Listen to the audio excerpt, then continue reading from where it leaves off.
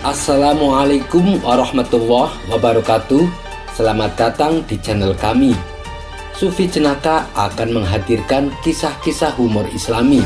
Semoga Anda terhibur. Suatu hari, Abu Nawas pergi ke hutan untuk mencari kayu bakar. Di sela-sela kesibukannya menebang kayu, ia dikejutkan oleh kehadiran seekor tupai. Tupai tersebut berlari ke sana kemari, seakan asik bermain. Abu Nawas yang baru pertama kali melihat hewan seperti itu tentu saja menjadi heran dan penasaran. Maka ia pun berniat memburunya. Setelah berupaya keras, akhirnya Abu Nawas berhasil menangkap tupai tersebut. Hewan ini aneh, aku harus menunjukkannya kepada orang-orang, kata Abu Nawas dalam hati. Lantas ia menaruh tupai itu di dalam karung dan mengikatnya dengan kuat. Kali ini Abu Nawas pulang lebih cepat, bahkan ia tidak membawa kayu seperti biasanya.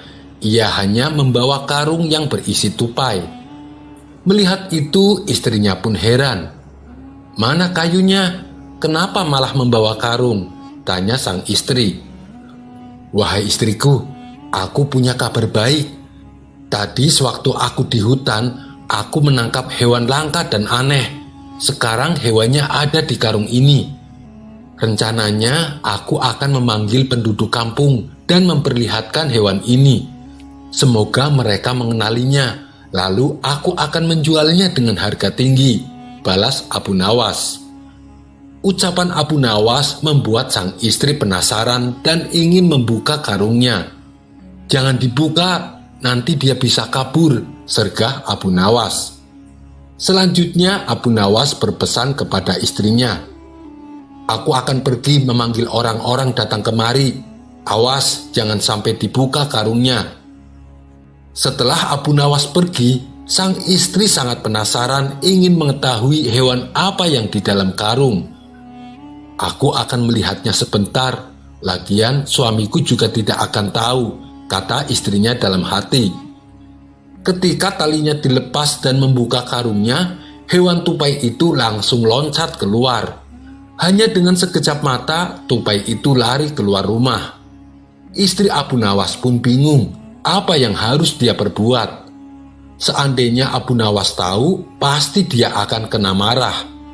Setelah lama berpikir, istri Abu Nawas tak menemukan cara kecuali menaruh butiran gandum ke dalam karung dan mengikatnya kembali seperti semula. Sang istri mengira Abu Nawas tidak akan datang bersama siapapun. Dengan begitu urusannya pun selesai. Selang beberapa saat kemudian, Abu Nawas disertai tokoh masyarakat termasuk wakil hakim dan beberapa orang lainnya datang untuk melihat fenomena langka ini. Abu Nawas pun mempersilahkan mereka masuk ke dalam rumahnya. Sang istri tak menyangka kalau Abu Nawas membawa tamu sebanyak ini.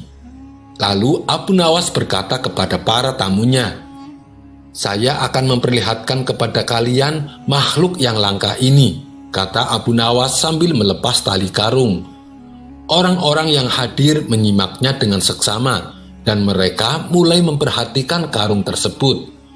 Namun ketika karungnya dibuka, ternyata isinya biji gandum. Hal ini membuat Abu Nawas terkejut. Apa yang harus aku katakan?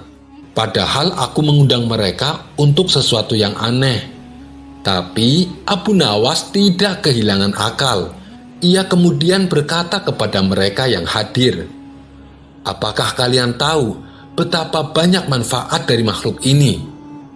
"Maksudmu butiran gandum, Abu Nawas?" tanya mereka. "Iya, betul sekali.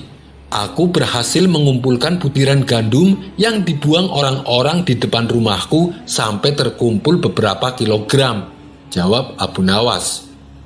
"Lalu maksudnya apa, Abu Nawas?" tanya mereka kembali. "Begini kawan-kawan, seandainya aku mengumpulkan butiran-butiran gandum yang berserakan dari setiap rumah dan ladang, berapa banyak gandum yang berhasil aku kumpulkan?" tanya balik Abu Nawas. "Tentu lumayan banyak, Abu Nawas," jawab mereka.